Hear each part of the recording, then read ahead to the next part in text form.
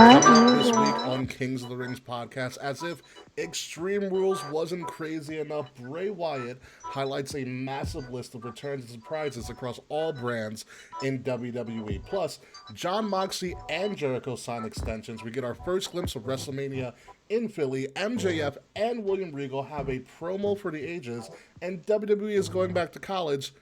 Oh yeah, by the way, we're also going to preview Halloween Havoc. We got 2 weeks of crazy wrestling news to talk about, and we're going to start it right now. So put on your hats as if you are a wrestling god from JBL, because it's Kings of the Rings Podcast, episode 313, banger after banger after banger, exclusively on Wrestle Addict Radio, and it starts right now.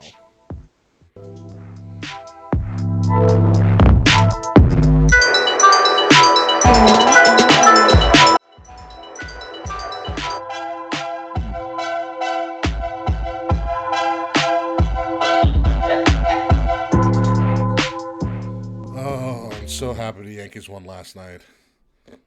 Yeah, it's not going to be an easy 7 games, though, with Houston. It's not going to at all, but we'll be here for all of it. Ladies and gentlemen, welcome to Kings of the Rings Podcast, episode number 312, 313. I forgot what fucking episode it is. It's 312, baby. 312. I might have said 313 in the intro, but whatever, my bad.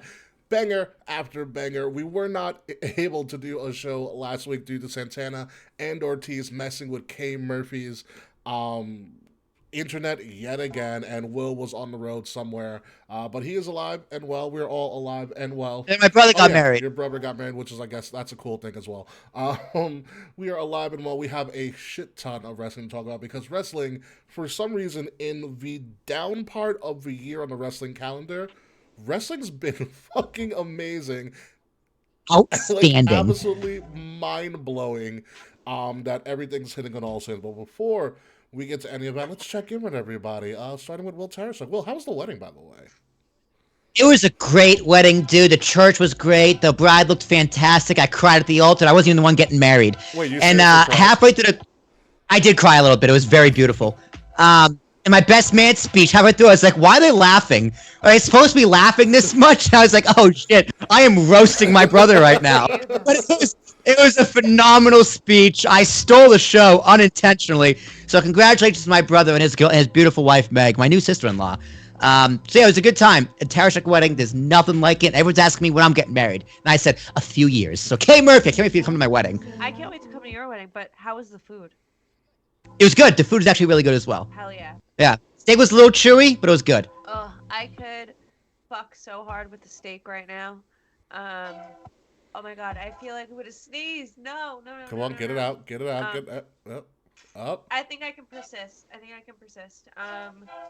But so many wild things are going on in my life. I am finally off the 4 a.m. grind as of yesterday. Holla.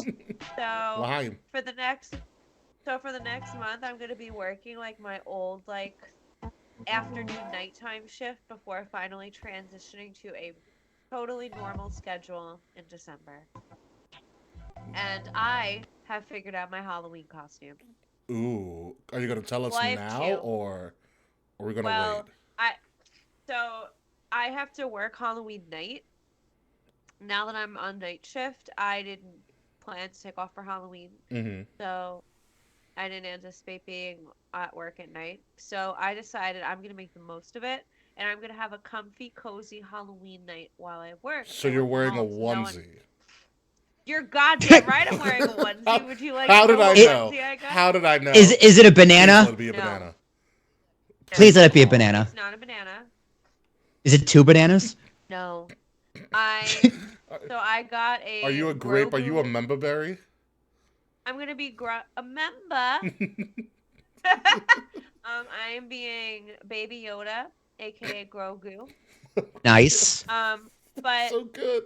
My partner and we were originally going to do a Star Wars theme for our costume, so I had ordered Frank Yoda ears. They can be Yoda. Well, not Yoda. They can be Mando. So I wanted to be Mando. And have Frank be Baby Yoda, but I couldn't find a Mando suit that I liked that would probably fit me. So Frank and I are going to be matching Yodas when I work on Halloween, but my actual costume, my housemates and my partner and we are all being Wizard of Oz characters. I will be nice. I, of course, will be the Wicked Witch of Astoria West, and my housemate Danielle is going to be Danielle the Good That should be your drag name, Astoria West. Astoria West would be a good drag name. That would be a good one. Astoria That'd be West. really good. Astoria. Well, Astoria West is like they're making like it's like a complex near me because I live in the westernmost part of Astoria. Yeah. But they're trying to like make Astoria West a thing. Making our way to the stage, Astoria West. There you go. Yeah. I like it. Astoria West. All right, folks. So let's get into it with Astoria West here and Will Tarashuk. That should be your new name for An Astoria West Side Story, Yeah. baby. Astoria West Side Story. Oh my God, Kay, we should stop calling you Kay Murray. Just call you Astoria West, just to give you like a gimmick name. That would be awesome. I'll change all my social media. You don't have. This is just an idea. This is off the top of the. No, I do love DK Murphy. Yeah, the TKM as well. It's funny, K. Like whenever I talk to like my friends or whoever, I always say your last name too. It's not just K. It's K Murphy. There you go. Like whenever you come up, it's just like it's K Murphy. Even before I changed my name and I was going by my old name, like I was always a first name, last name human. Oh my God, Ricky Bader just went yard and just absolutely destroyed it. Nice. He might as well have hit on the fucking train tracks. Suck it, Astros. You're going to hear about a lot during these next couple of weeks of the ALCS, especially if we lose. Oh, I'm going to curse them all out. But anyway, folks, we have a lot of wrestling to discuss. Extreme Rules happened, and I think we should start there. It was yes. It was the greatest Extreme Rules that ever happened. I can't remember any others either. Other than the horror show. The horror show was funky. Yeah, it had an interesting, and that's what Bray and Braun went at it, I think. Yes. Yeah, and then in like the swamp. So Bliss was Sister Abigail for like that one-off. I think that was it. But anywho, let's talk about Extreme Rules in general. Great show, but we're not going to start talking about any of the matches. Let's start with in my opinion, the absolute greatest return I have ever seen in the history of professional wrestling. This is better than Edge coming back at the Rumble. This is better than every 100,000 Undertaker return. Better than the Warrior coming back at WrestleMania. Bray Wyatt's perfectly executed multi-week series of clues and hints paid off in a return that got one of the craziest pops I've ever heard from a live show that I wasn't there for. Yeah, I know. Me and Ricky text each other at the same time. We should have went to Philly. I should have nutted up. I should have taken out my brother's wedding gift, and I should have went to Philly. Honestly, he could have went with $700 instead of $1,000. It would have been fine. He texted me saying I paid him too much anyway. That asshole. If I wasn't in Salem, I 1,000% would have been Philly. And Ricky texted me. He's got the whole world in his hands. I was like, God fucking damn it. I had the time of my life, but like, I would have loved. I mean, Triple H brought back the post lower third ending, the post credit ending. I forget what the Chiron is. The Chiron, I forget what it's actually called. The credit Chiron. I know what it's called. Yeah, you know what it is, like the copyright Chiron. I know what you're talking about. If you actually look at that whole show, I think I would say it so early, but if you actually look at that whole show, you have the post lower third ending, like the past the copyright ending, the surprise ending. You had the plants in the crowd of the NXT people. You had Braun Breaker and Thicky Nikita Lyons, my Lord Almighty, also in the crowd. You brought back the spotlights on the champions during a championship match and the blacked out crowd. You didn't see a WWE event. What you saw was TakeOver. It did feel very much like a takeover. Like, no, you're 100% right. The crowd, the Braun Breaker in the crowd was really cool. It's like, it's not even like he's coming up to him. It's just like, hey, don't forget he exists. And then the championship thing, I didn't even notice until you texted it to me. I was like, oh fuck, he's right. Because like, you know what it is? I noticed it, but I always thought like WWE always did that. You know what I mean? Because I'm so accustomed to it. So that was really cool. And Triple H, like, again, just the small things, the little details, the little changes that make WWE so much better over the past few months, as well as the returns. And it's like, there's no announcement. Like, Tony Khan would have announced it, right? Would have been a press. Dave Meltzer would have leaked it to Meltzer. It's like, hey, we're bringing this back. And Triple H is like, I'm just gonna do it. People who know will know. It'll be cool. And it was great. It's a great detail. And it made it so much better. It really did. I love it. And also, you know what actually kicked in for me when I was like, oh crap, it's a takeover? It was the minimal amount of matches on the card. Yes, six matches. Thank Six God. matches. No fluff. No fluff. Every match, for better or worse, had time to breathe and tell a story. Excellent pacing, fantastic match placement. The show flowed. I mean, it was. And also, I also ate an edible during the pre-show, and I ordered wings, so I was so happy. I was just in bliss, dude. I'm not gonna lie, I fell in love with wrestling and watching this show. I was almost like, fuck, dude, I should stop working so much so I can watch more wrestling. It's almost a problem because I really want to start watching wrestling pretty hard again. I feel you so It's just like, hard on this. I really enjoyed it. It was so much fun. Andrew, what about you? I do regret not going to Extreme Rules. It's so true. What about you? Were you able to actually watch Extreme Rules at all? Yeah. I watched all of it, but I watched it while I was working. Mm-hmm. So I also wish that I had more. I want to watch wrestling like that again. I've been very open about being kind of over wrestling the last all of this year basically. Yeah. And then I don't know. The Punk shit and the Jeff Hardy shit really was just like a cherry on top of my shit sandwich. But yeah. I have been needing reasons to fall back in love with wrestling, and Triple H taking over was definitely a sign that could happen again. And then Bray coming back, and then his promo on SmackDown. I'm in. I am in. I agree completely. In so hard. I watched Raw and SmackDown, and I look forward to watching it this week because I wanted to know what he was gonna do. And I know it's a really simple take to have, but that's all wrestling takes. Needs something to bring you in and something to be actually compelling and interesting to watch that brings you back week to week. Whereas when Vince was still here, there were so many times I could see the same match over and over again. And I haven't had that feeling at all in weeks. And all you need is one gateway to bring to bring you back in. And Bray was that gateway for a ton of people. This felt so real. And the crazy thing about this was that we all knew it was Bray. We all knew. Yeah. And well, we thought it was Alistair for a half a second. I thought it was Alistair too for a half second. I would have exploded. But we all, eventually we all figured out, okay, it's Bray, and it still got that reaction. Yeah. Unbelievable. They told you without telling you. The promo that he put on that following Friday was a shoot, by the way. Say, hey, man, this is a side. This is a side. I haven't revealed myself, man. It's man, yeah. It was great, and then it was weird though. It was weird how they cut it off. Oh yeah, with that newest character to end the show. Yeah. Which means the story's not over yet, which is a good thing. No, of course. It's interesting. It's creative. It's different. I'm here for it. See where it goes. I'm here for it. I love the visual of his return, about how he is, essentially, from what I gathered from it and watching it a couple of times, he killed off all of his past characters. Yeah. That's why the Firefly Funhouse was so dormant and damp and all the characters there.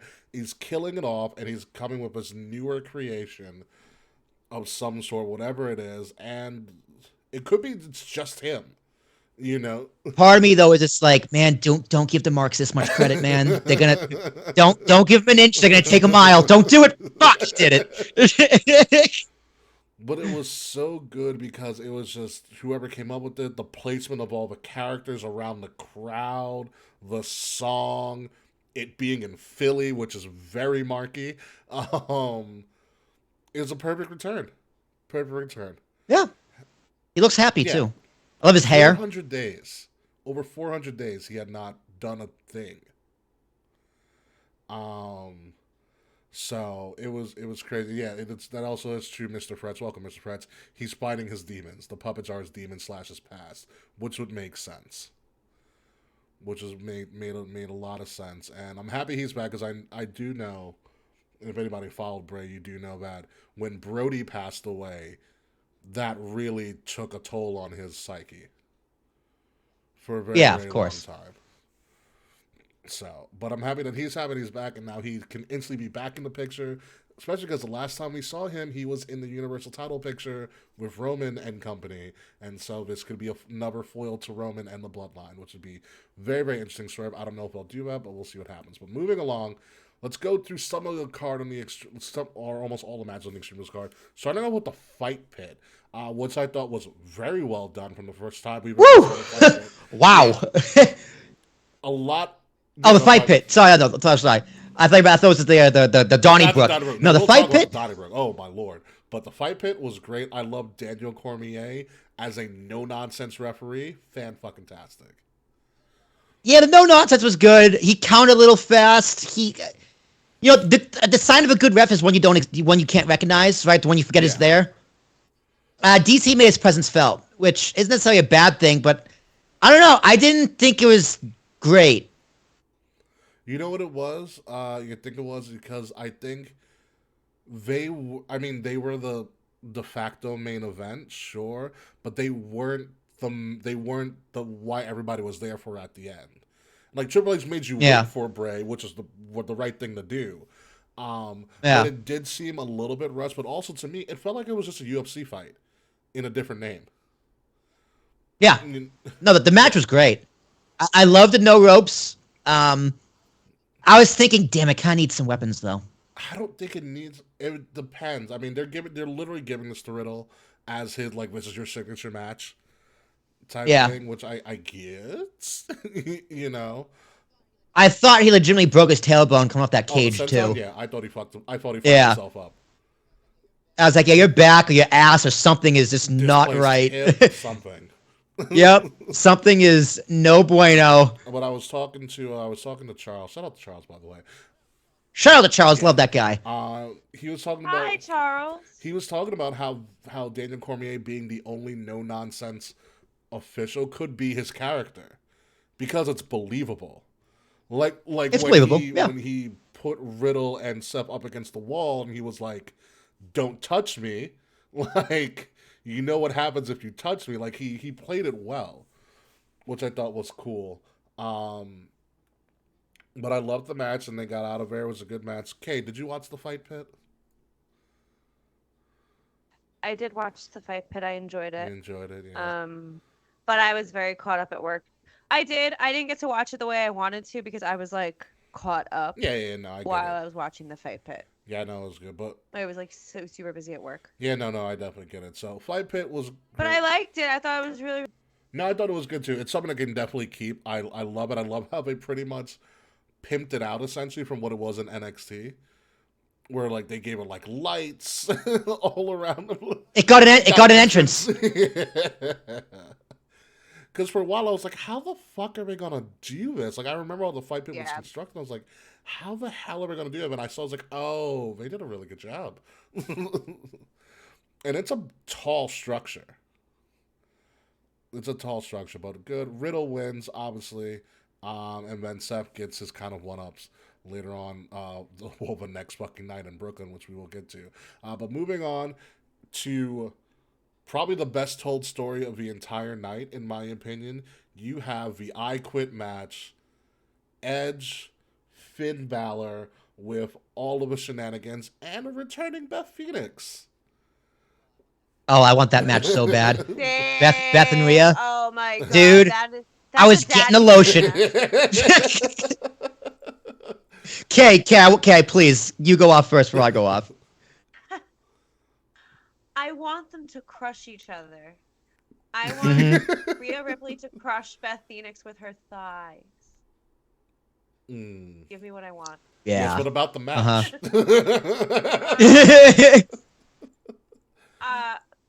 I think the I Quit match was probably my favorite match of the show. Again, I wish I wasn't working when I watched this pay-per-view, and I'm like bummed about it because I've like gotten so used to like being able to watch wrestling. Yeah. That now that like it requires my attention again, I'm at a loss. Yeah, you're gonna have to learn to adjust. But let me ask you a question, Kay. Did you see Finn Balor's entrance? I did. God, what a fucking disgust! It was aw- that I was loved bad. it. I don't care. I love the random mass BS. Like I thought it was different. I liked it. I also liked the remix on his Oh, Gimp Balor, on you his mean? theme. Yeah, Oh, I don't it remember was this. this like, it's like you might as well call him Zed. Zed is dead, baby. Zed is dead. I was just like, what the fuck are you wearing? That was It was really dumb. Kanye West Balor. Yes, it was the Kanye West Balor Wow. to a T. But this I Quit match was a lot better than expected for me because I didn't picture Beth getting involved.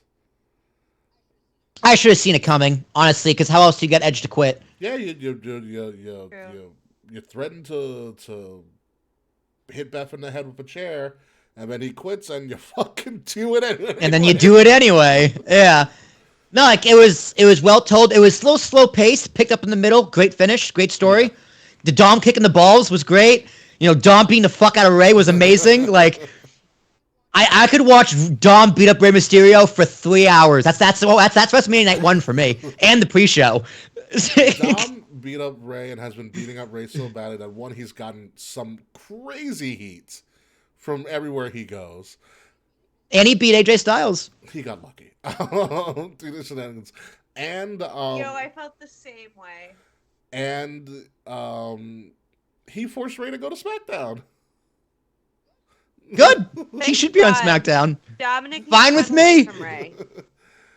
I love it. Frank, hi Frank, who's joining us on the show right Frank Tortellini is joining us now. Yes, ready for your Halloween, Frank. because Although, are you upset we're not No. getting a Ray Dom match? Save it for Mania. I think it's coming. Save it for Mania. Okay, save it. Save it for Save it. Mania. Okay, that's fine with I me. think that's All right, as long as we I get it think that's why you eventually. move him over to SmackDown to let it go away for a while.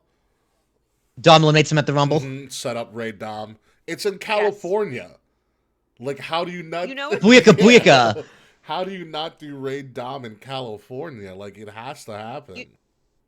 You know it's like We're gonna have a San Diego street fight, Oh, Dom. Don't even say that. That's what's gonna happen. It is what's gonna happen. Apparently, there's gonna be no pay-per-view between Survivor Series and the Rumble, and I'm really excited. Very good. They canceled day one. Don't tell Charles that. No, Don't tell Charles that he wanted I to go actually to day one. I actually liked day one. It was I a liked clever it. idea for a pay-per-view. I liked day one too, but I just saw the other day that they're canceling day one, so they're not gonna have anything from the Survivor Series to Royal Rumble. Like give it kind of like an AEW vibe, and I'm here for it. but also, That's fine. Good. I don't need a monthly The Royal show. Rumble should kick off the new year. Charles, hey, Charles is here, and he just revealed the news Hi, to Charles. He Charles. said, "Fucking criminal." Sorry, but you're not going to day one. And number two, after Survivor Series, no one cares about a wrestling pay-per-view unless it was Starrcade, and even that didn't do well. You know? Yeah, dude, they're like, hey, maybe the December pay-per-view will be a Christmas gift, and for a few people it was, but not enough. So, whatever. It's fine. Survivor Series ends. Royal Rumble begins.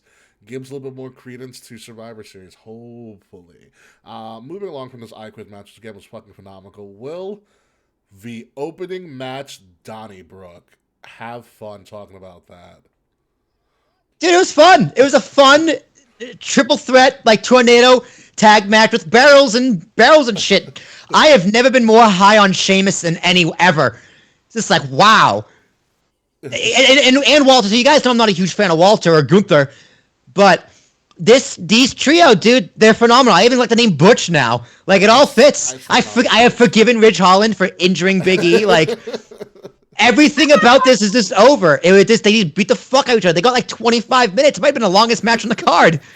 It was great. I don't think I would forgive Ridge Holland for injuring Big E, but I understand what you're going for.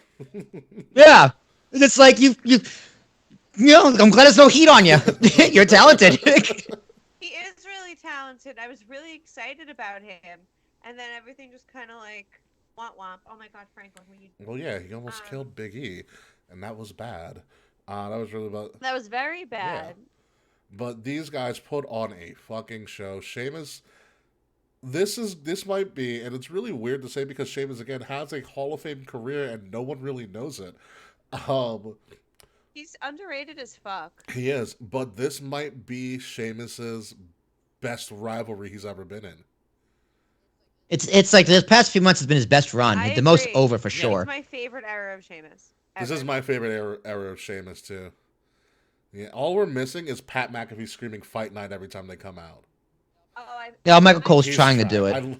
I will say this. I will tell you. I will say this. Michael Cole at Extreme Rules was unbelievably awesome.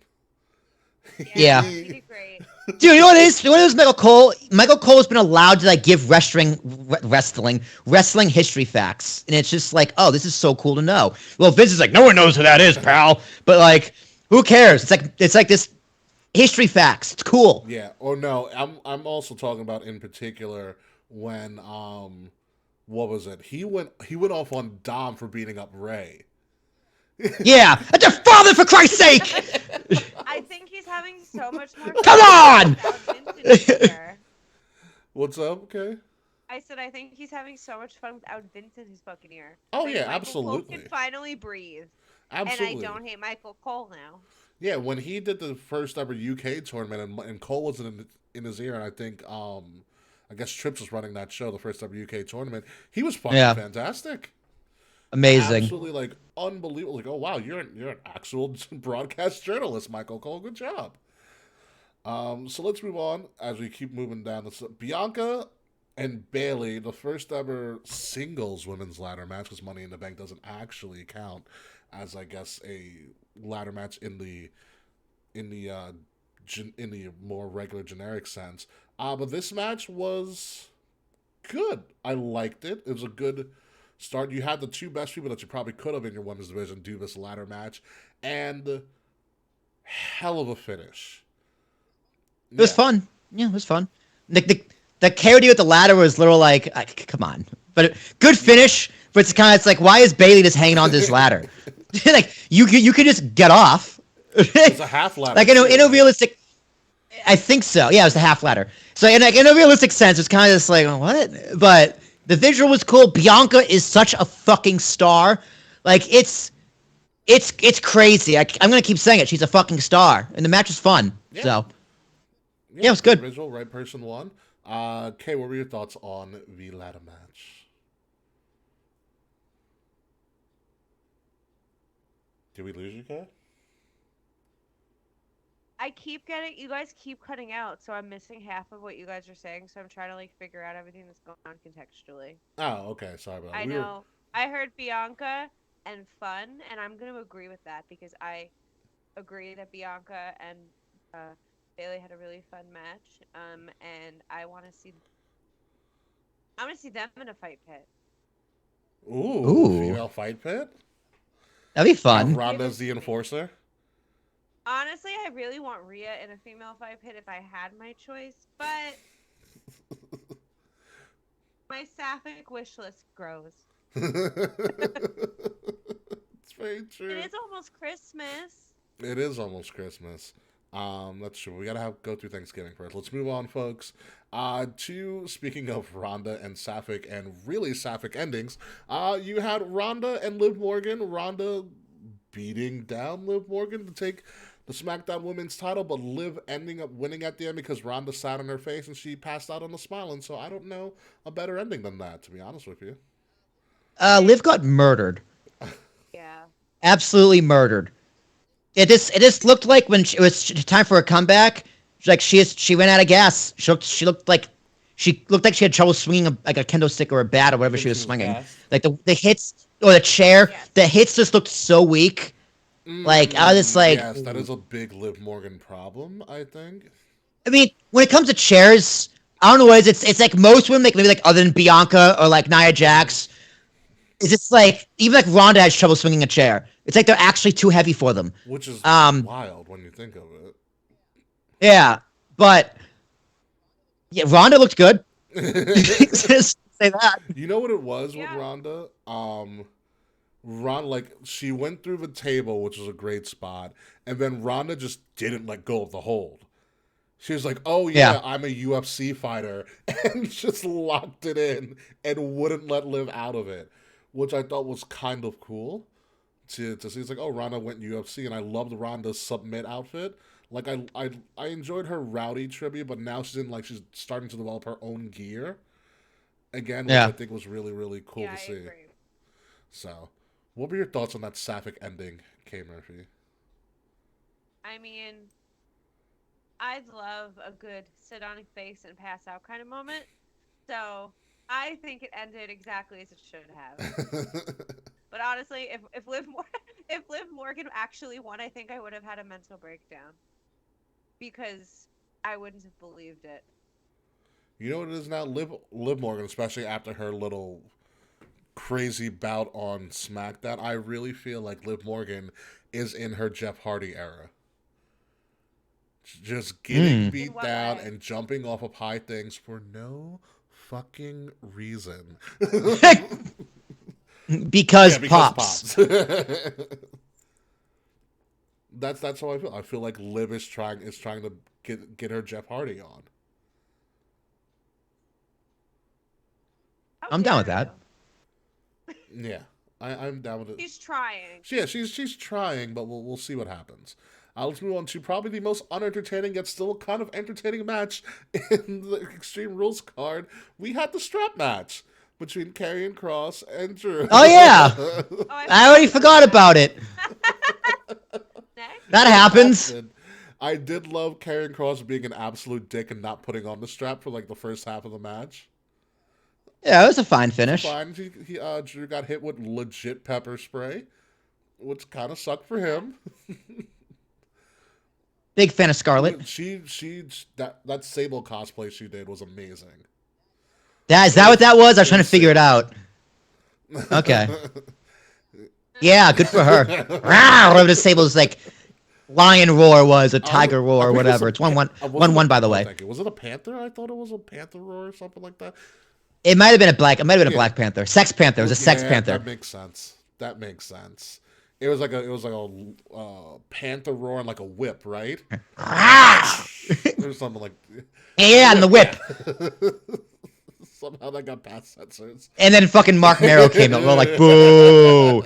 So bad for Mark Merrow. Not only he was legit married to Sable, and then Brock came in and took her. Apparently him and Brock are really good friends, which, yeah, duh. If you're gonna have issues, you're gonna have a life. Yeah. Yeah, Mark Merrow got cucked by Brock Lesnar. I'm not mad at him for it. I don't blame him at all. You know what? It's not your fault. It's not. It's not. It's not your fault. It is. It's not your fault. Anywho, that was the 6 matches. I can't believe we had a 6-match pay-per-view or premium live event, and it was that fucking good. It was that fucking. Would you give us a 10 out of 10? No, I think I gave it a 9. Yeah.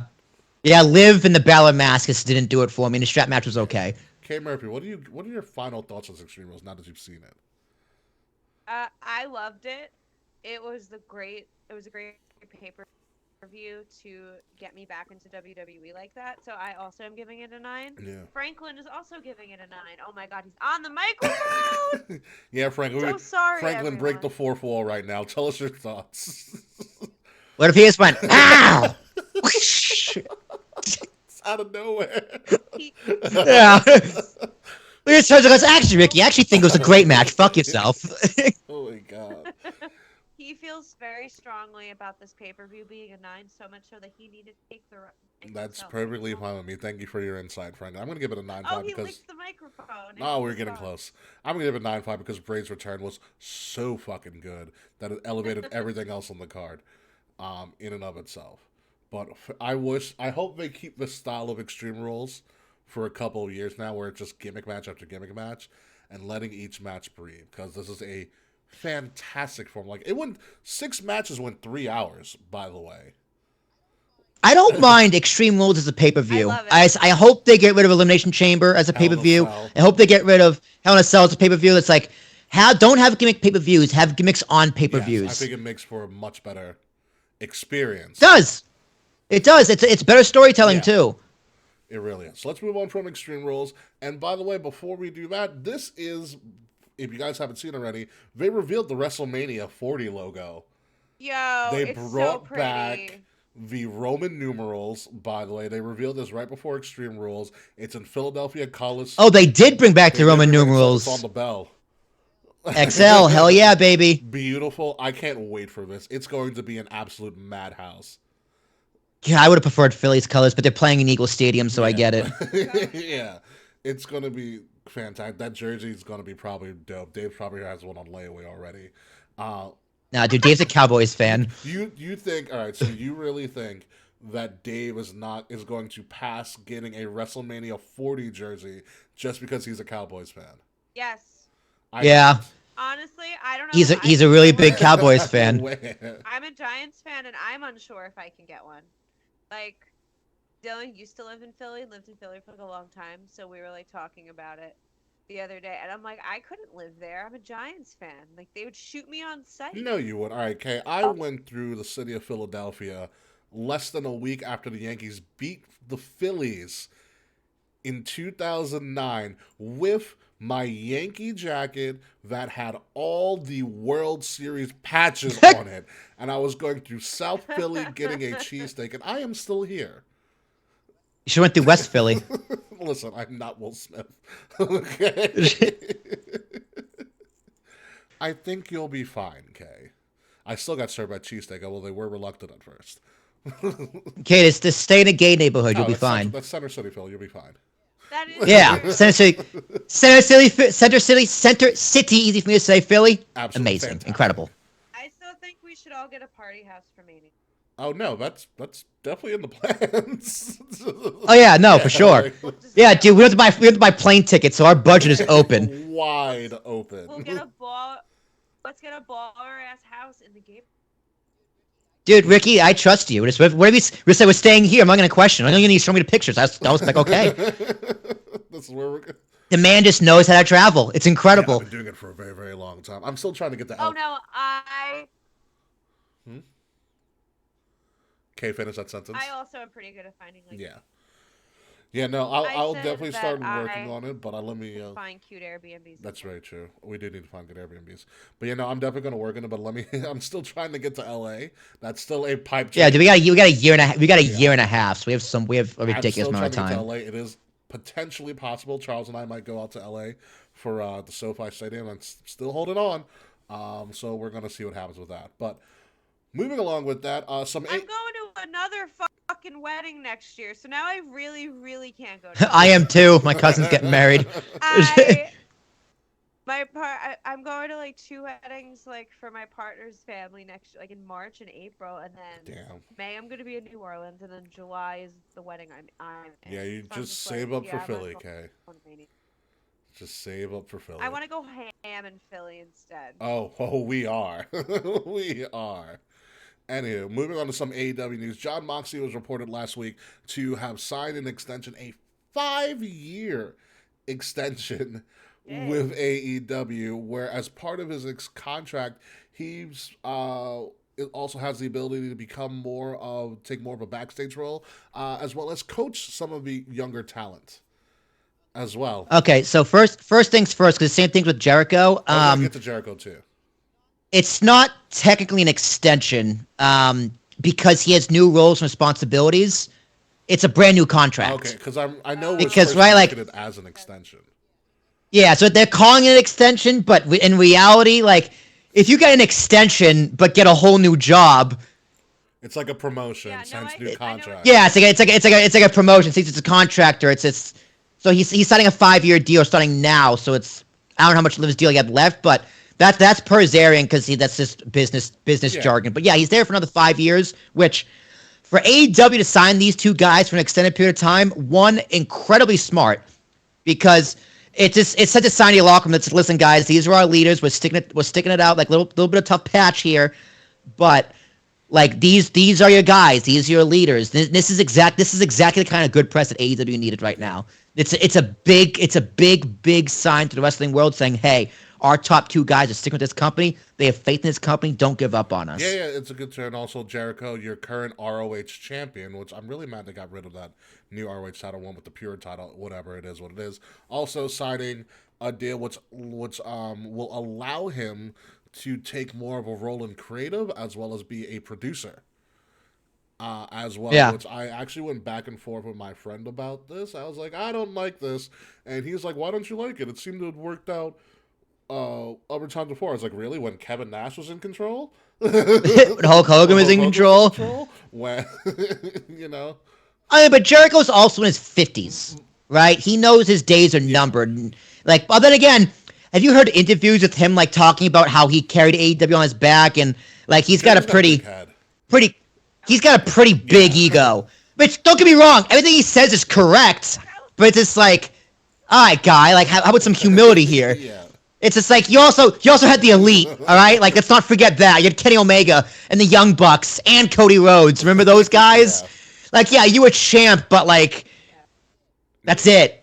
And so that's my concern, is that he's getting this now. I don't know when his new roles take effect, obviously, but I'm concerned that he's still an active wrestler. And it's something we've talked about on the show before, about how it's hard to be an active wrestler and still try to do backstage roles, i.e. the Young Bucks, Cody Rhodes, Kevin Nash, Hulk Hogan. The list goes on and on. Dude, it's Dusty Rhodes. It's the forbidden fruit in wrestling. It really fucking is. Like, you can do it, but Tony Khan or Vince McMahon needs to have the final veto power. Like, you can have your own ideas and produce other talent, but when it comes to me booking you, I have the final say, and you can go fuck yourself otherwise. Yeah.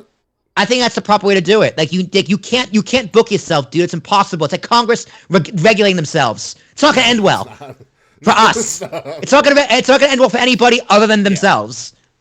So that is my big concern about. Like, I'm glad they're signing extensions, because obviously everybody needs jobs. But my concern is, you are active. They're both champions, which is fine. You want to re-sign your champions. That's a great sign. It's good press, like you said, Will. But these backstage roles, when do they take effect? And are you still going to be that prominent in the spotlight of the show and still have these backstage roles? It's really hard. I mean, Jericho's great on TV, though. Don't get me wrong. I watched him and Dalton Castle last night, which, by the way, entrances were fantastic. Dalton Castle, one of the best entrances I've seen in a very, very long time on AEW Dynamite. I mean, Jericho can still wrestle, too. Don't get me wrong. That Judas effect at the end of the match was fucking great. But it's just, I'm happy, but I'm reserved, for more so for Jericho than Mox. Because I honestly think Mox handled himself a lot better than people give him credit for. To be completely honest, but Jericho, it is what it is. But moving on with the other AEW news, is there anybody else besides me that actually watched this MJF and Regal promo from last night? I didn't. This was a masterclass in storytelling. I've heard of it, though. Promo work, and the fact that most of this was a shoot, or rather I believed it to be a shoot, just because of how well MJF sold every line. And someone on this broadcast actually did know MJF in his very youthful time. And so MJF essentially tells the story about how he went to an open tryout run by Regal and Malenko and someone else at the Barclays Center before a WWE event. Adam Pearce, run by Malenko, Pearce, and Regal. You know, he's 19 years old. He's lining up with people. He's doing a tryout match after his tryout match, which apparently he did really well in at the age of 19. Regal pulls him aside and says, "Come with me." Regal sits him down in a separate room and says, "You have 3 minutes to sell me about why should we sign you." You know, and he's, whatever, MJF does his MJF spiel, according to MJF, by the way, which Regal does not deny in this promo whatsoever. And Regal is aghast, he's in shock, he's very impressed. He said, "How old are you?" And MJF said, "I'm 19. And Regal said, "Oh, you're a little bit too young for us to sign at the time," regardless of the fact that years ago the Hardy Boys were like 18 fucking years old. 16. 16. They lied about their age. And lied about his age. Yeah, they lied about their age to get contracts in and of itself. Tyler Bate was also ridiculously young as well. I totally agree. Pete Dunne, so on and so forth. Be that as it may, Regal says you're a little bit too young, but what I need you to do is to every month send me a video of a match and a video of you cutting a promo, and I will, try to keep tabs on you. And so he tells the story about he did it for 1 month and Regal got back to him very politely. Second month, Regal got back to him very politely. Third month, Regal essentially tells him to fuck off. And that, things changed in WWE and they're not hiring talent, straight up the indies. Like, you have to pretty much start to make a name for yourself. That's the way that it was going at the time, which sounds about right. Because this was 7 years ago. NXT was just about to be on the rise. And what did NXT do? They started signing a bunch of indie town, well-known, prominent names. And at that time, MJF wasn't a prominent name. Yeah. What got me about this promo was that MJF literally pulled out the email on his cell phone. And he wasn't him remembering it. Wild. He read the email on his cell phone in front of a smirking William Regal, by the way. He's like, yeah, I did that. And what really got to me is that MJF is on the brink of literal real tears. He's turning red. And he goes... Really? Yeah. Because he's like, stop laughing at me. This is real right now. And he says, I read this... He goes, after I read that, he went on about how he was heartbroken. And he started to not believe in himself to the point where he said, I almost killed myself because you sent that email to me. I don't believe that. I don't. You have to watch it. You have to watch it because I remember watching. Me like, oh wow. I was like, whoa, this might be a little bit too much here, MJF. And they go back and forth. And Regal's like, well, consider yourself lucky that you got an email that broke your heart. You weren't like, and Regal's like, you weren't 16 or 17 with no family trying to fight your way into people giving you some sort of time. And Regal's telling his own backstory. I gave him the business. And he's like, consider yourself lucky that you only got this email and stuff. He's like, you know what? He's like, I did that to you on purpose because I wanted to see you actually essentially grow a pair and finally take what's yours and stop taking the shortcut way out.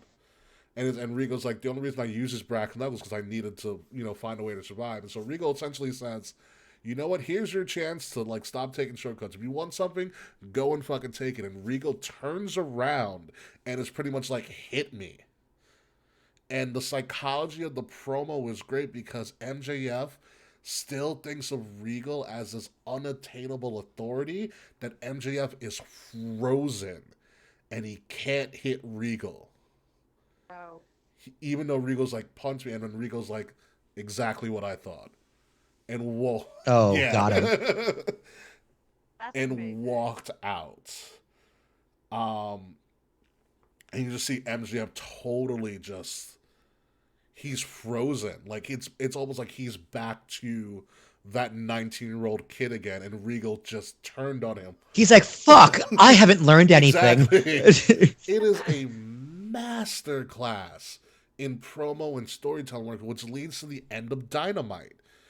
Which we'll talk about what happened at the end of Dynamite, but at the end of Dynamite, after the main event, which was Mox versus Hangman for the title, MJF comes running out with the fucking poker chip that he won and a ref.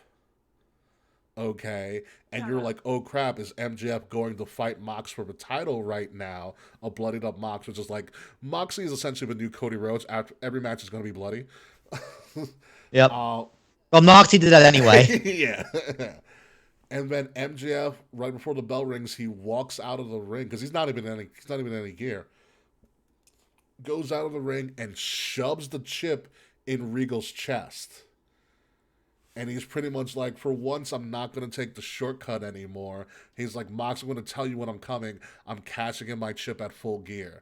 Your main event of Full Gear in New Jersey is Mox versus MJF for the AEW World title.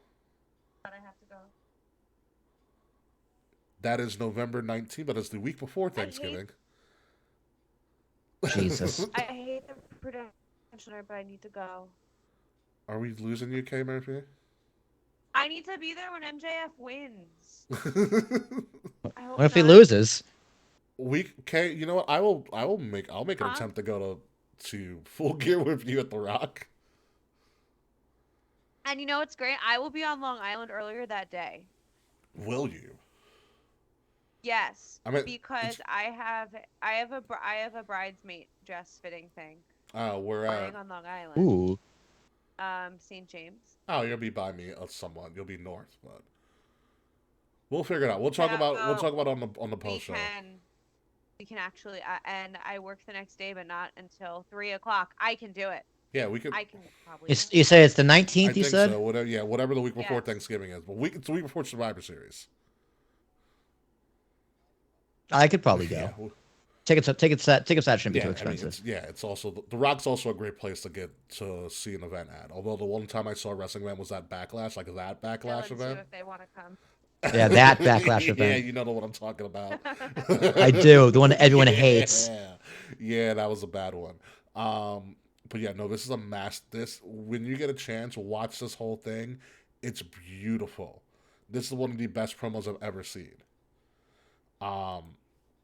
Speaking of which, before MJF said what the main event of Full Gear was, we had a very, very scary moment in the Moxley and Hangman Page championship bout, where the bout had to end early because Hangman Page almost died. And this is the official release from AEW Wrestling saying Hangman Adam Page was taken tonight by medical personnel to Cincinnati Trauma Center and diagnosed with a concussion. The Cincinnati Trauma Center has got a lot of famous people going for concussions. You had Tua was there.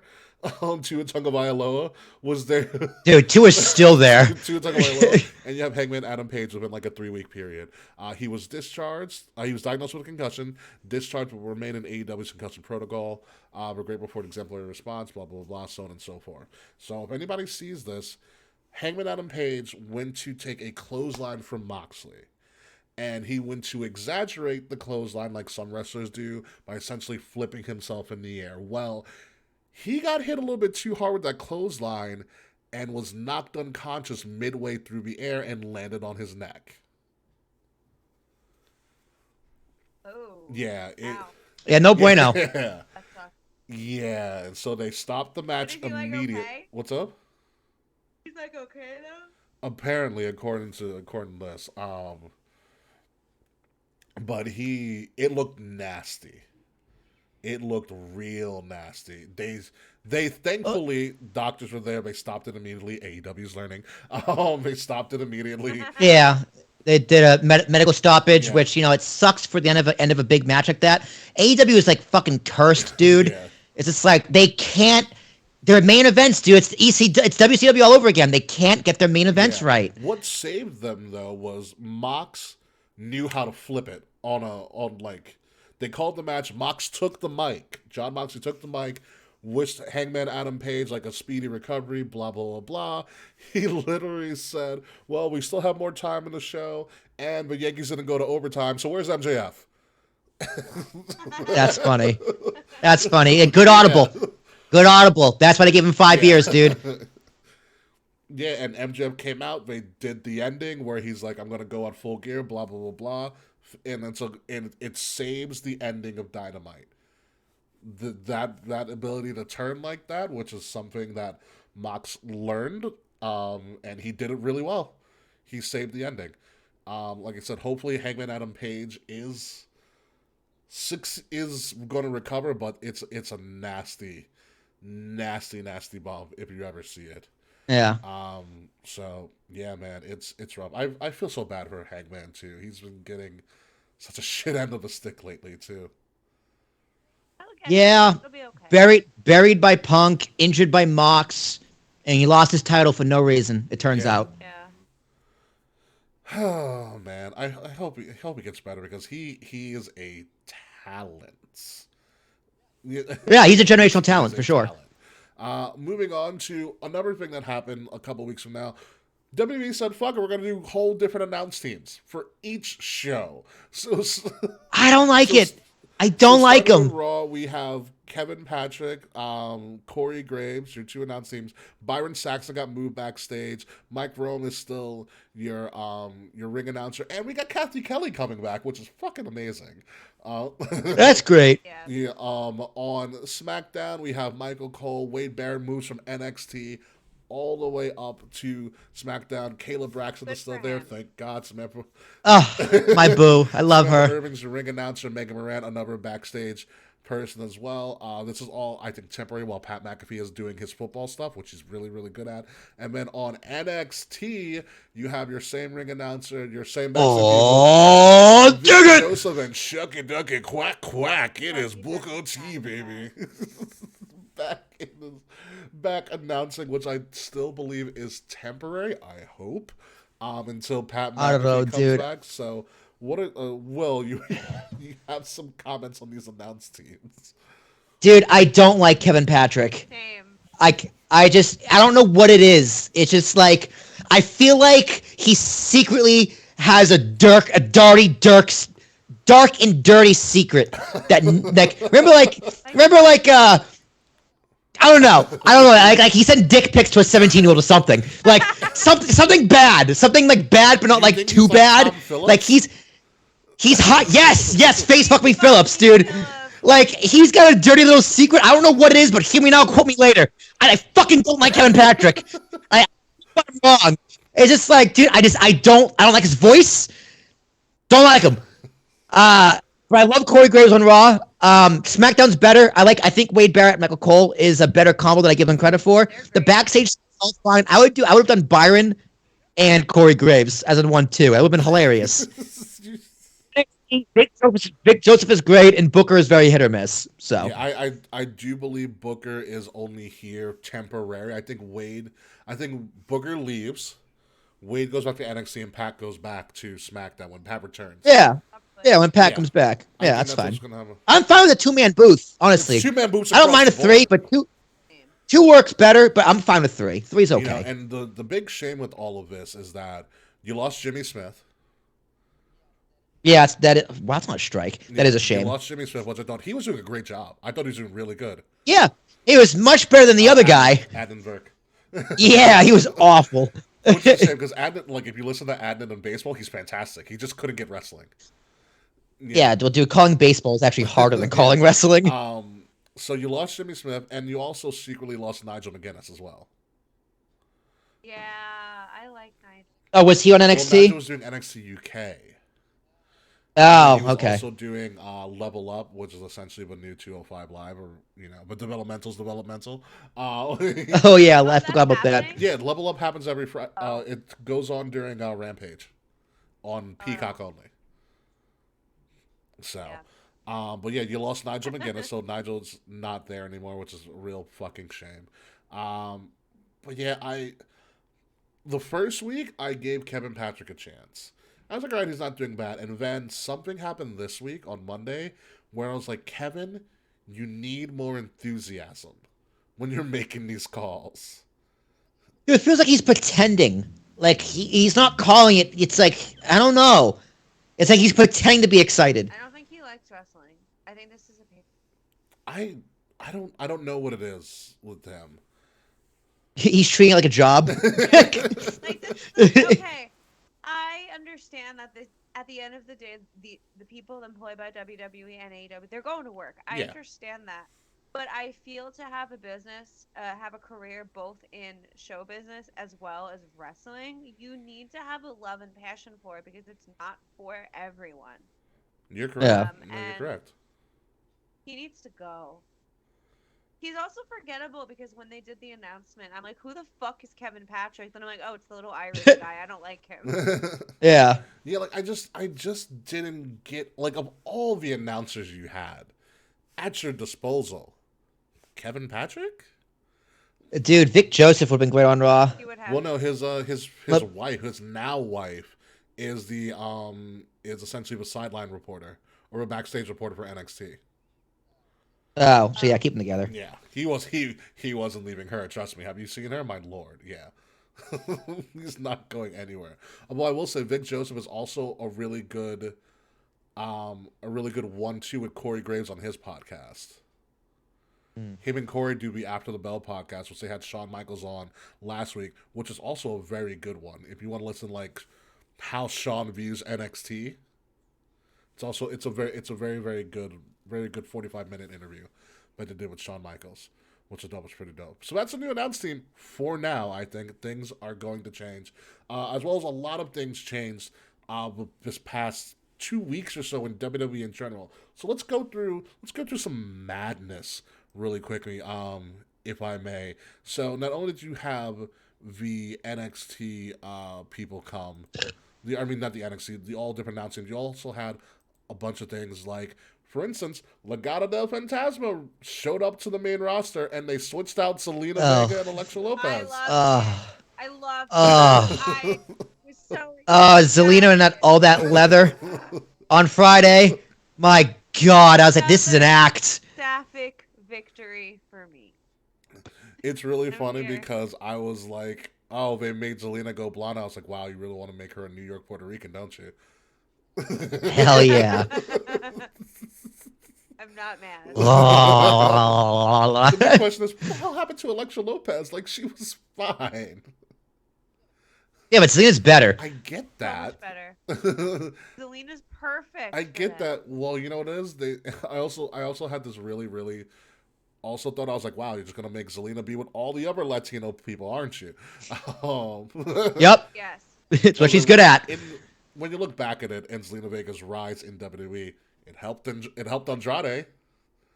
It did. Helped Andrade a shit ton. Andrade was in the shitter in NXT before Zelina showed up. He was in suspenders and like a fedora. With the feather. But that's why I was so concerned. I miss that era of NXT. But that's why I was so concerned about why Zelina, because Santos Escobar, we've said this on the show, especially when we were all watching NXT pretty heavily, he doesn't need a mic. Nope. He doesn't need a mouthpiece. He speaks great English. He's understand. He's a handsome devil, and he's super talented. Fucking dresser. Like, his suit game is amazing. So I was like, why are you putting Zelina with him? I guess notoriety, but I think they're going to be cool. So not only on top of that, it's probably to give them recognition for the folks that that never watched NXT that watch SmackDown, because no one knows who the fuck they are. I popped really fucking hard. Yeah, it was really funny because I was like Hit Row, who I've been enjoying lately now that I've been able to be Hit Row, and it was like someone came and gave him pretty much like a kick to the face. I was like, who the fuck? I was like, oh, guys in luchador mats. Oh shit, it's Legado. More like Legado Go. How has no one made that joke before? The show title Legado Go. Well, look out, guys! We gotta go. See you next week, Taquan. Oh, that's a good one. So not only did we have that, on top of a slew of returns, all these returns and things happened within the last 2 weeks of. Oh, the Good Brothers, they're back. We're gonna get there. We have this Viking woman showing her back to everybody. Sarah Logan. Well, his boo, Sarah Logan, is rumored to be returning with the Viking Raiders. Hell yeah.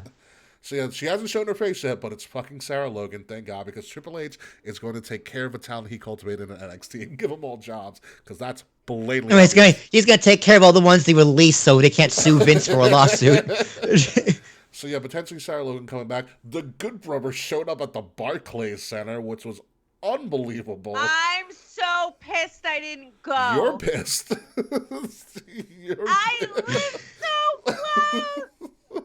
Yo, what was AJ doing the Taker pose for? like you would have thought Finn Balor had an urn. And going, oh yes! He was supposed to be pledging his allegiance, and then he was like, no, not those brothers. I was go, son of a bitch. Taquan, that somebody is me.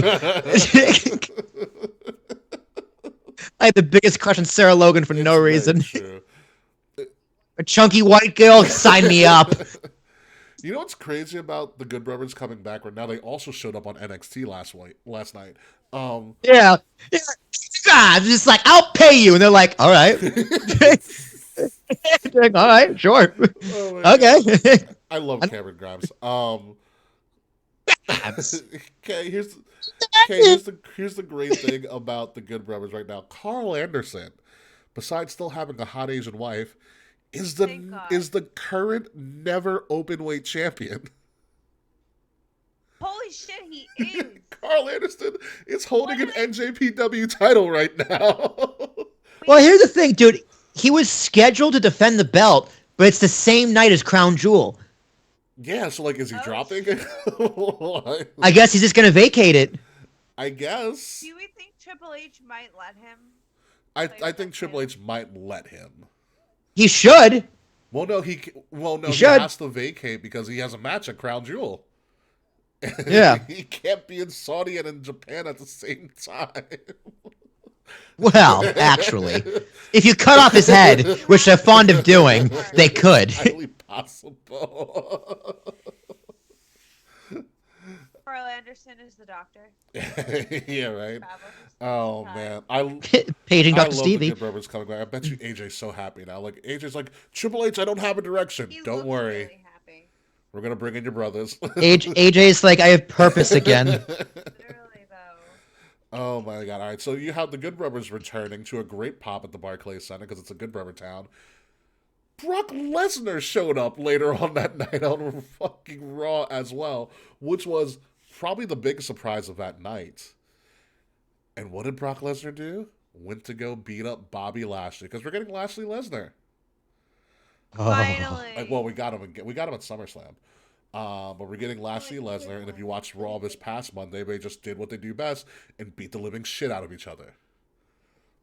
They did. They sure did. Will, did you have Brock Lesnar returning this early? No, not on my bingo card. I was like, well, Saudi's coming up. They need him. So, yeah, I should have. thought about it, too. I was like, he's going to take a break. He'll be back whenever, blah, blah. What was that, Kay? When is Saudi? Saudi's November 5th, so it's the next big event. As you mess with your pipe right there. So Brock came back to Raw. Seth Rollins became the new United States champion after Brock beat the shit out of Bobby Lashley. as I predicted. And the interesting thing about Seth being the United States champion again, which he won in Barclays Center again, with help from somebody else again. The first time it was Jon Stewart beating up John Cena. And this time it was Brock beating up Lashley. But now we have a legitimate mid-card division because after Seth won, all of a sudden he started getting challengers like very hood Chicago Mustafa Ali, which is a new iteration of his character. I was like, ooh, Mustafa has braids now, and he's wearing Tim's. What? I love the hair. Yeah, but I like this more hardcore Mustafa character where he's like, I'm tired of being overlooked. You're not going to deny me. I'm going to be in your face until someone recognizes me. And I like that character for him because I think it's coming from a real place. Yeah, fair enough. So, I love his hair. oh, the braids, yeah. I was like, who's still wearing braids? But I was like, all right, whatever, it works. Whatever, it works. I like him being a foil. I think this sets up a great match at either Survivor Series or Crown Jewel, Seth and Mustafa. Because I think if Seth's doing what he does best, and that means is getting people over, he's going to get Mustafa Ali over again. Yeah. You know. Someone has to. So it's that. Also, Elias came back. Yo. Okay. So I need to admit something. Just let it out. Elias is a daddy. Yeah, say it. No, not that. All right, what is it? Boo. Oh. But like, so I often will watch Raw while I'm cooking and cleaning. So I was like fucking cleaning my kitchen, and they make the announcement for prolific musical artist, and I thought Bad Bunny was coming, and I was so excited. And then it was fucking Elias. I'm like, he's here. Benito is here. You got by an enough. I miss I was literally like listening to Bad Bunny the other day, like while I was going for a walk, and I'm like, I hope he wrestles soon. I was like genuinely like thinking about how much I miss him on WWE. He'll be back at some point, just not anytime soon. Probably the Rumble. Maybe. Who knows? If they need him. But right now, they don't. WWE does not need any celebrities at the moment. They are doing just fine. I don't think they don't need. Oh no, they don't need him. I just miss him. Yeah. I genuinely enjoy him. Yeah. I genuinely enjoy the fact that Elias is back and he's still keeping up the gimmick that Ezekiel was a real thing. Yeah, my brother's career was tragically cut short. Yeah. And I also love the fact that he still can't get a song out because everybody keeps interrupting him. That won't ever get old. Yes, but now he's part of the mid-card scene too with Seth and Mustafa. You have Seth, Mustafa, Elias, Bobby lurking around the upper mid-card scene. You have a division. It's got a lot of people to work with, for sure. It's got a lot of people to work with. Elias is back. Over on NXT, Daddy DeVille showed up with Toxic Attraction as kind of the interim lead as well. Wait, what do you mean? Where's Mandy? Well, Mandy, number one, got engaged. Again. Oh, I knew that. To Timo Sabatelli. So I think she took some time off to, She's marrying Tino Sabatelli? Yes. Good for them. Listen, Tino's got to stay relevant somehow. His career in wrestling didn't work out. So on top of that, Daddy DeVille showed up to be part of his Toxic Attraction storyline, leading into Halloween Havoc, which, by the way, we still haven't talked about just yet. As well. Oh, yeah, and by the way, JBL returned with the new wrestling god known as Baron Corbin. Yeah, that was bizarre. What the fuck was that about? The only thing that was bizarre was JBL's pants. Everyone's been going off on his fucking pants. I think it looks That's fine. horrible. Stop it. Yeah, he's overweight. What do you mean? JBL's fat now. No, those pants were... I thought JBL just looked old. He did... I didn't even notice his pants. He just... As old as JBL looked, he tore up the Oklahoma crowd. That was amazing. Oh, yeah. He went in. That was amazing. He's even holding that back for a while. He's like, I want to tell you guys something. I'm sorry that we're in Oklahoma. I was like, holy fuck.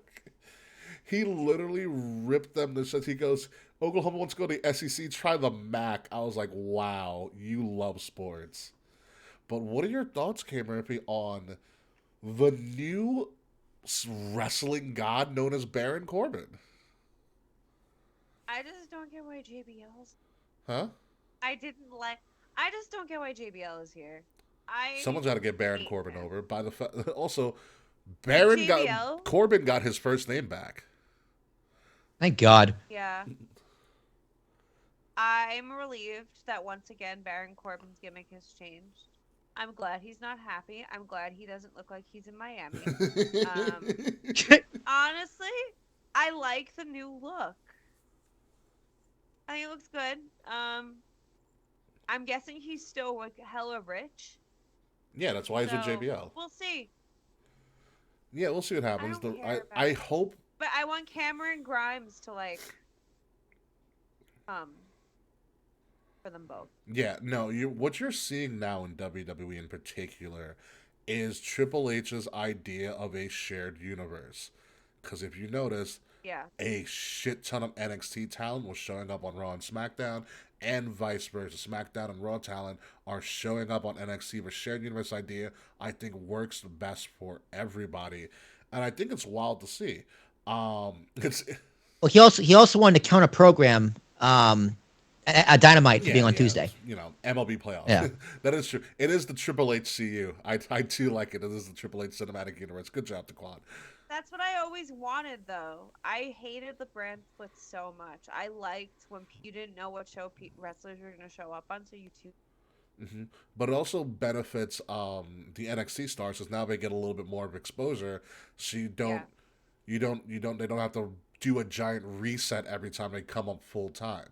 Like having Cameron Grimes interact with the Good Brothers in a random backstage segment was perfect. How was it? It was hysterical. It was, I'm Cameron Grimes. It was really funny. Cameron Grimes, and I need some help. And AJ... Pretty much, dude. That's what it was. He's like, I hear you guys are a tag team, baby. I need some help with some goods down in NXT. And then Gallows is just like, you're that rich guy, right? He's like, no, it's crypto. He's like, yeah, it's crypto, but to the moon. And AJ's like, what the fuck are you guys doing? They're like, listen, he's got money, right? And they're like, yeah, we're gonna go. And Triple H and AJ sounds like, God fucking damn it. Yeah, pretty much. It's hilarious. What's not to love? So good. And then what they did on Cameron Grimes! NXT was great. So Cameron Grimes has the money, and he waves it in front of Luke Gallows' face, and Gallows is like sniffing it up. Oh, it's so good. So the Good Brothers showed up on NXT. You also had a lot of crossover with NXT, but we'll talk about that in a little second. Last but not least, WWE also released, I think last week, that they're doing this new thing called Campus Rush. I don't know if you've heard about this, Will or Kay, but literally WWE is going to major colleges and recruiting college athletes to be part of their NIL and deal. This is their new way of recruiting. The schedule's on the bottom. They went to the University of Mississippi and Georgia Tech last week. We are then going to go to Clemson, Boise Campus State, Rush. University of Arkansas, The Ohio State University, University of Kansas, and Penn State to recruit college athletes to be part of our NIL deal and potentially become future WWE superstars. Spearheading these recruitment tours are Bianca Belair, former Division I talent, Big E, former Division I talent, and Madcap Moss, who is also a former Division I talent, to talk to these student athletes, as you want to loosely call them, student athletes. Yeah. To It's like, hey, we're going to pay you. And they're like, okay. So to do it, but this is their new way of recruiting people from the ground level. Shawn Michaels did talk about this on After the Bell, where he's like, listen, these are athletes, they're used to be working in a team aspect, they're also used to being coached. True. You know, All true. Very good points. Being coached, they're used to, working towards a set goal. And I was like, wow, this is perfect. This is a very interesting way about how they are going to start to build the future of WWE. Instead of going to the indies, they're going to pick you straight from college, which is what. Dude, could you imagine Triple H and like Stephanie McMahon tabling like in a student center, handing out flyers like, hey, join WWE. We drink Bud Light at our parties. we got 2 kegs. But yeah, my father-in-law, billionaire. We get 2 kegs. Listen, if Triple H and... guys of 5, girls get it free. Here's a flyer. Guys of 5, girls get it free. Nice. Listen, if Triple H and Stephanie were to do any sort of panel at my college, I would have been in the front fucking row. Hell yeah, I would have been crowd surfing. Woo! Wrestling! I might bring my future children to go to college for us. I'm in the back. King of Kings! King of Kings! King of Kings! Oh my god! But it's interesting that they're blatantly saying, "Hey, this is where we're gonna go." This is like it's pretty wild. I like the idea. I mean, there have been some success stories of people who have gone from college straight to wrestling in WWE. Brock Lesnar, anybody? So there is a pipeline for this to happen. I think it'll be good because what's good about the college athletes is that they are prime college athletes. And they can make money. The athleticism, the athleticism isn't an issue. Like, look at Bianca Belair. Her athleticism was an issue, but you can develop somebody's personality and character when you want to give them a gimmick. Yeah, you also got to have personality and character, that's though. why you have this recruitment, so you can kind of weed them out. Yeah, true. But I feel like it's a lot easier to do than to tell somebody, be athletic. Like, if you have the athleticism down, then doing athletic stuff won't be hard for you. You know what I mean? But then again, you got to have that it factor, but I like that they're doing this. This is the fall tour. We're going to do a spring tour, so on and so forth. It's a wild time to be a college athlete right now. You're getting money thrown at you. People want to recruit you to do random shit. You're born in the wrong age. Like, if I was born a couple years later and was a college athlete now, my lord, I'd be rich already. Literally. Damn it. Yeah. But I'm not athletic, so this is not for me. It's fine, Kay. It's fine. Moving along. Also, NXT's Halloween Havoc is this weekend, which is essentially going to be what they're going to replace Takeover with because it's on a Saturday. It is not a Wednesday special or a Tuesday special. This is an actual event with a pre-show and everything. And like we talked about, that Triple H was trying to combat and counter promote the title Tuesday for AEW. So you had Raquel on the show last night. You had all of Judgment Day and Daddy Rhea in a match. The Good Brothers were there. You had a surprise Shinsuke Nakamura show up. What was he doing there? Yes. So Yeah. Tony D, who was legit injured, his partner Stax fucked up a match for Tony D. And so Tony D's like, you know what? I have a surprise opponent for you to face tonight. And then it came out, it was Shinsuke, and Shinsuke beat the shit out of him. Yeah. And then you had the Kevin Owens show. And KO did the KO show for what is going to be the main event of Halloween Havoc, which is, well, it's also Halloween Havoc is going to be hosted by Shotzi. Surprise, surprise. Yay! Shotzi is also coming back to host Halloween Havoc, and Quincy Elliott, the Super Diva, who is your new favorite wrestler, K. Murphy. You just don't know who he is yet. Yeah. Yeah, Oh, is this the big guy we were raving about a few weeks ago? Yeah, so this is a K. Murphy wrestler, all right. Is he gay? I don't know. He's one of the letters. It's one of them. It's one of them. He's at least one or two, maybe three of the letters. And if all else spells, He might be his own letter. spells, he's a plus. We love the Alphabet Mafia. We love it. Okay, what's great about him is that his thing is he's the Super Diva. Dude, he's like Velveteen Dream and Rikishi. I was gonna say Velveteen Dream and Mabel. Nah, okay. That's a better way of looking at it.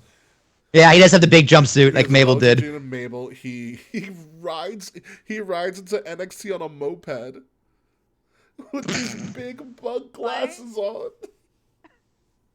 Was he on this week's episode? Yeah, just look up Quincy Elliott, you'll find him. Well, I'll probably watch an episode of NXT now that I know about. I was like, go on Instagram and find clips of Quincy Elliott. He'll be great. But I'm more happy about Shotzi's back being the host.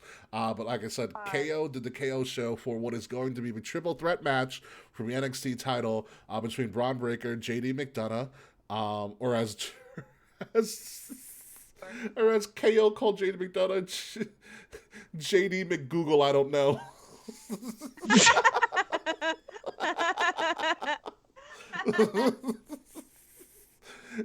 And Ilya Dragunov, which it ended just the way you thought a KO show thing would happen, with them all fighting. I don't know who's going to win. We'll do our little predictions later. I just want to run through it because we are running a little bit late. But what's interesting about this, they were fighting, and Triple H and Shawn Michaels had one more surprise for everybody as NXT went off the air, because the A-Town theme started playing and Austin Theory showed up. Amazing. With the Money in the Bank briefcase, hinting that it is a strong possibility that Theory could cash in on Saturday at Halloween Havoc and take the NXT title. Why would you downgrade like that, though? though? World title, number one. And remember, the Money in the Bank briefcase does not have to go for the world title. It can go for any title that you want. And also, do you really think that Theory was going to beat Brock? Or Roman? No, not a chance. Exactly. This is kind of his only option. Yeah, like, what else is he going to do at this point? I like the idea, and I like the idea that the Money in the Bank briefcase can travel. Sure, it's a briefcase. It's made for traveling. Go ahead, Kay, I'm sorry. I said, but this makes NXT so much more important. Like, this elevates it so much if they use Money in the Bank to cash on. Yeah. which I hope next year when they do Money in the Bank, they start adding NXT talent. Like, I want this Money in the Bank should be almost a triple branded pay-per-view, with the culmination being your best from NXT, Raw, and SmackDown fighting for this briefcase. Yes. You know, and like we said earlier, a shared universe is a great thing. Also on this card, we have Mandy Rose, who looked great in an all-black suit of whatever it was. It was fantastic. Check her Instagram. Versus Alba Fire, also known as Kaylee Ray. Very, very... Oh. Hmm? Oh. Yeah, because Kaylee Ray's her real name, so they had to change it to Alba Fire. I like her gimmick. She was essentially one of the longest reigning NXT Women's UK champions ever. Fantastic run. If there's anybody to title her, it could be her. Also on this, which is probably going to steal the show, you have, lo and behold, a ladder match for the North American Championship. Because what else is new? Why break? If it's not broke, why fix it? Every big time ladder match, North American Championship. We get it. They're small. Well, it's only because fucking they forced Solo to drop once he moved up to SmackDown on the Bloodline, which led the gap. So you have Carmelo Hayes versus Oro Mensah, who's a new talent, Nathan Frazier, who's relatively new, Wes Lee, formerly of MSK, and for some reason Von Wagner's in here as well, as way just for the sake of being here. So that's the ladder match. You also have on this card an ambulance match from Julius Creed and Damon Kemp. Julius Creed, part of the Creed brothers. If Julius Creed loses, then I think the Creed brothers are eliminated from NXT altogether.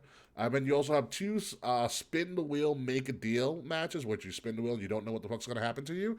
You have I like that one. Yeah, you have Apollo Crews versus everybody's most hated Aussie, Grayson Waller, and the Grayson Waller effect. Ew.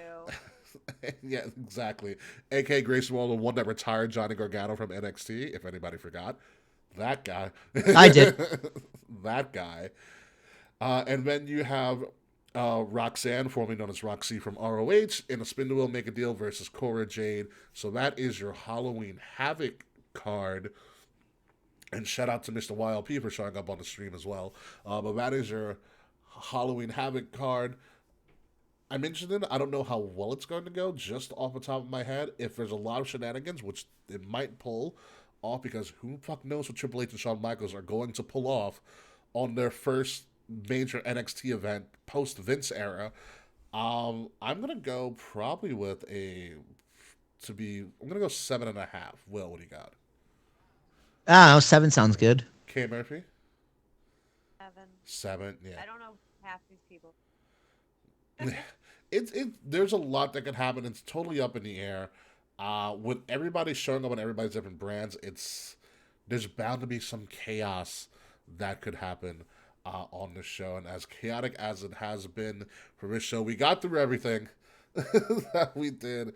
Returns, surprises, showing up, Money in the Bank cash-ins. There's a lot of crazy shit going on in wrestling right now, and I'm happy that you're here listening to us as we share all of this news and all of our thoughts with you. But now it is time to start getting this show on the road and getting ready for the post-show and everything like that. So, Will Tarashuk, are you ready, sir? Yeah. I mean, they were booing Rey Mysterio. Who boos Rey Mysterio? That's not it. At all, sir. Did I go over too far? Yeah, I went over too far. Yeah, you did with the woos. Oh, I found it. I'm just having fun now.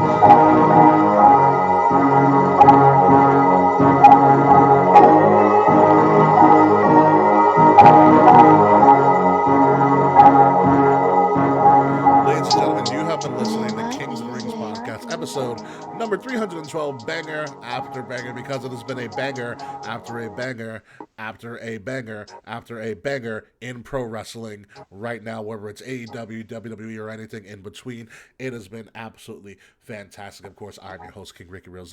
Find me at Ambassador Biggs across all social media outlets. Kings of the Rings podcast. Find us at KOTR_podcast, Facebook, Twitter, Instagram, Twitch, TikTok, Discord, YouTube, We're all over the place at KOTR_podcast. Like, share, subscribe wherever you listen or follow us because it really helps the algorithm and helps us get our product more out there to the unwashed masses known as the IWC and the wrestling community. Follow Wrestle Addict Radio, our mothership of a network, at Addict_Wrestle on Twitter and Wrestle Addict Radio everywhere else. And if you're going to listen to us, please subscribe to Wrestle Addict Radio wherever you get all of your podcast needs. Hopefully we won't take 2 weeks off, but if the Yankees lose and or win, we might just have to. Will Tarashak.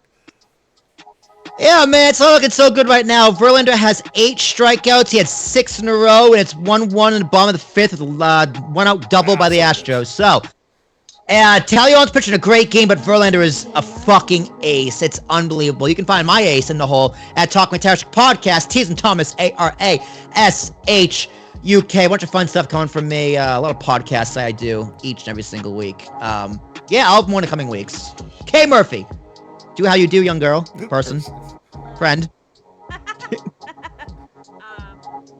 girl, but I'm definitely a person and a friend. I also have a lot of fun stuff going on in the 2 weeks to Halloween. We are in the 13 days of Halloween home stretch. I will be watching one spooky a day for the next 2 weeks. So my Animal Crossing Island is thriving as always, and Freckles came to my rescue yesterday when I needed her most. They can come into your house uninvited to come visit you. So she showed up in my house uninvited yesterday. Better fucking knock. They do knock and then they walk in and they're like, "Hi, bestie."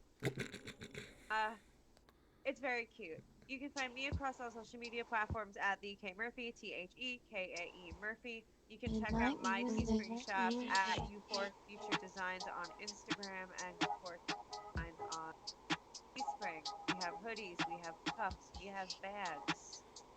So check it out.